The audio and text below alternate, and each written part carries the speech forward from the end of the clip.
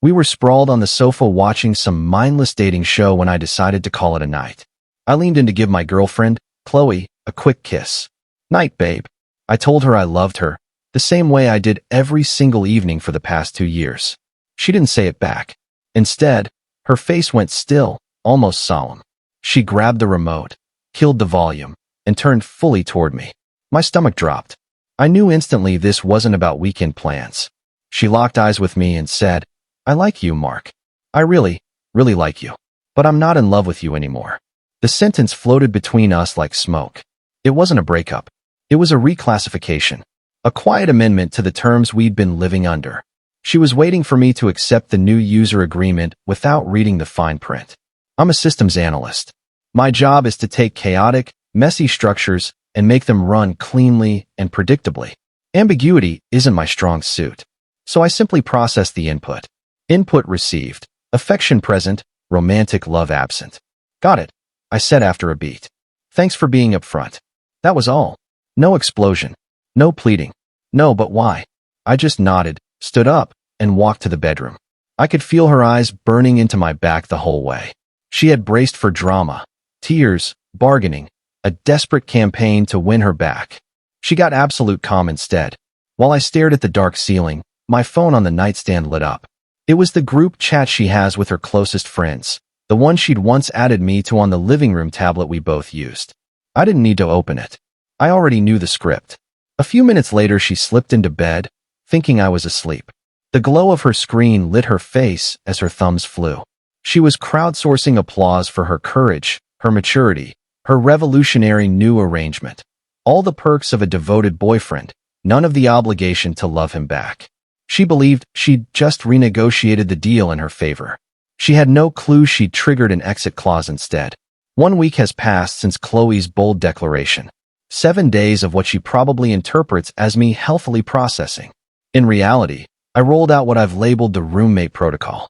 A lot of you told me to just change the locks and be done with it. Too loud, too emotional, too many variables. I prefer precision. Slow, methodical, irreversible. Phase 1 began the very next morning.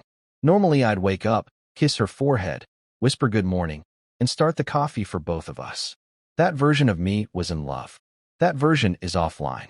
The new tenant in the apartment got out of bed silently, brewed a single pot, poured his own cup, dumped the rest into a travel mug, and left the empty carafe on the counter like a monument. I showered, dressed, and on my way out the door offered a neutral, "Have a good one." No kiss. No pet names. The same tone I'd use with a colleague I barely know. The first couple of days she seemed almost giddy, relieved of pressure, free to just be herself. She thought she'd pulled off the ultimate soft landing. Then the small withdrawals started hitting her account. Friday afternoon she texted, "Hey, the girls want to try that new Italian spot tonight. Could you grab a table for 8 real quick?" That used to be my role, logistics coordinator, reservation wizard, planner of everything. I waited 5 minutes, then replied, "Can't tonight, sorry. You'll have to call them yourself. They book up fast." A single came back. I left it on read. I was at the gym, something I now had plenty of evenings for. Saturday I did laundry. Only mine.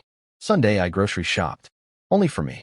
Ribeyes, salmon, meal prep containers, normal milk, not the $7 cartoon of almond milk she drinks. I unpacked everything onto my newly designated shelves. She wandered in, stared at the fridge, and said, "You didn't get any of my stuff." "My bad," I answered without looking up from seasoning chicken breasts. I just stuck to my list. Happy to Venmo request you for half the toilet paper and cleaning stuff, though. I had never once in 2 years asked her to split groceries. But the guy who paid for everything was in love. The roommate splits things 50-50ths. Sunday afternoon her car had been making the same rattling noise for days. She dropped multiple hints that I should take a quick look. She appeared in the doorway of my office. "My car is doing that thing again. I really don't want to get scammed by some shop. Can you check it?" I spun my chair toward her. "That sounds annoying. Definitely smart to shop around for quotes first. There are a couple highly rated places on Yelp I can text you." Then I turned back to my monitor. Silence stretched for a full minute before she stormed off. "See, I'm not being cruel. I'm being excruciatingly literal. She said she likes me. Cool. I now treat her exactly the way I would treat a friend I like who happens to share an apartment with me. Friends get advice, not free mechanic labor on Sundays. The unlimited acts of service credits that came with being in love have been revoked. She's discovering just how much of her lifestyle ran on those credits. Update 2. 1 month post-declaration. The roommate protocol is now causing critical system errors on her side. What she framed as radical honesty has become a slow-acting poison. My unwavering, almost cheerful neutrality is driving her insane. There is no emotional handle to grab, no anger, no sadness, no weak moment to exploit. Her birthday landed 2 weeks ago, the ultimate stress test. In prior years, I would have orchestrated something elaborate, surprise party, weekend getaway, jewelry she'd hint at for months. This year I woke up, saw she was awake, and said, "Happy birthday, Chloe. Hope it's a good one." Then I got up and started my day. She lay there waiting for the reveal that never came. No flowers, no breakfast in bed, no cryptic, "Be ready at 7" text. Eventually, she shuffled into the kitchen while I blended my protein shake. "So, any plans for my birthday?" she tried. "Fishing." "Me? Just work and then lifting," I said brightly. "Did you have something going on with your friends? I figured you'd be doing something big with the people you're closest to. I'm down to order pizza and chill tonight if you want. Totally cool either way." I watched the realization hit. Grand romantic birthdays are for people in love. Casual pizza on the couch is what you do with someone you really like. She spent the evening scrolling in silence while I answered emails beside her.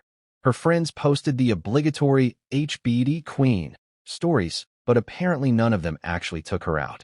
Financial reality is also starting to bite hard. Turns out the boyfriend experience quietly subsidized a shocking amount. Dates, trips, her portion of car insurance, her line on my phone plan. Her phone got cut off last week. She came to me frantic. I just shrugged. "Oh yeah, I removed my card from the family plan since we're not really family anymore. You'll have to set up your own account. Should be pretty quick." She's essentially unemployed outside of occasional freelance design gigs that fund Sephora hauls, not rent. She has begun active sabotage attempts, leaving messes for me to clean. I stack them neatly on her side of the bedroom, blasting breakup playlists. I wear AirPods Max, coming home tipsy in nothing but my old t-shirt and trying to crawl into my side of the bed while fake crying, "I miss us." Last night was peak escalation. I closed my book, looked at her with the mild concern you give a coworker having a bad day, and said, "Sounds like you're going through a lot right now. Have you thought about talking to a therapist? It really helps to have a neutral third party to unpack big feelings with." I delivered the suggestion with the same warmth I'd use to recommend a good dentist. The crying stopped instantly. She stared like she was watching her entire reality defragment. She finally understood she wasn't dealing with a wounded ex throwing a tantrum. She was dealing with a system executing exactly the parameters she herself had set. Final update: it ended last night. Quietly, surgically, and on my terms. The past 14 days were pure desperation on her end. The apartment became a spotless, silent cage where the only human interaction she got was polite small talk from a stranger wearing my face. She tried every tactic in the book: rage, seduction, guilt, tears. Nothing moved the needle even a millimeter. The lease renewal notice arrived a few days ago. I left it on the counter like a landmine. Last night, I came home from the gym to find her sitting at the kitchen table, the papers in front of her, looking like she'd aged 5 years in a month. "We need to talk about the lease," she said, voice barely above a whisper. "Sure," I said, dropping my bag. "What's up? Are we renewing?" "I'm not," I replied, calm and pleasant. Her face went white. "What do you mean you're not? I signed a new lease yesterday. 1 bedroom, 10 minutes from the office. I move in on the 1st. She looked like someone had pulled the plug on her life support. "You're leaving me?" I tilted my head, confused. "Leaving you?" "No, our cohabitation agreement is simply expiring.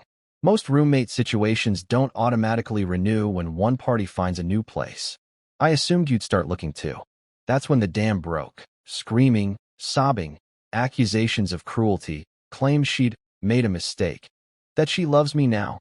Please, can everything just go back? I waited for a gap, then spoke, calm and clear. "You never said you loved me, Chloe. You said you missed me. You missed the version of me that paid for everything, planned everything, fixed everything, while asking nothing in return. That version required one thing, that you love him back. You told him you didn't. So he retired. I'm not punishing you. I'm honoring your decision. She kept begging for the old life back. I let the silence sit for a moment, then walked to the counter and picked up a small velvet box that had arrived that afternoon. Her eyes flashed with wild, last-second hope. Even after all this, part of her still believed I might drop to one knee and make this whole nightmare disappear. I opened the box. Inside was a single silver key on a plain ring. "Spare key to the new place," I said, holding it up. "The view is insane." The light in her eyes went out like someone flipped a switch. She folded in on herself, staring at the lease papers that were now solely her responsibility. She didn't say another word. I left her at the table and went to pack another box. 30 days until I'm gone for good. She finally has exactly what she asked for. A life with a man who is not in love with her. She just never imagined that man would be me, walking out the door and never looking back.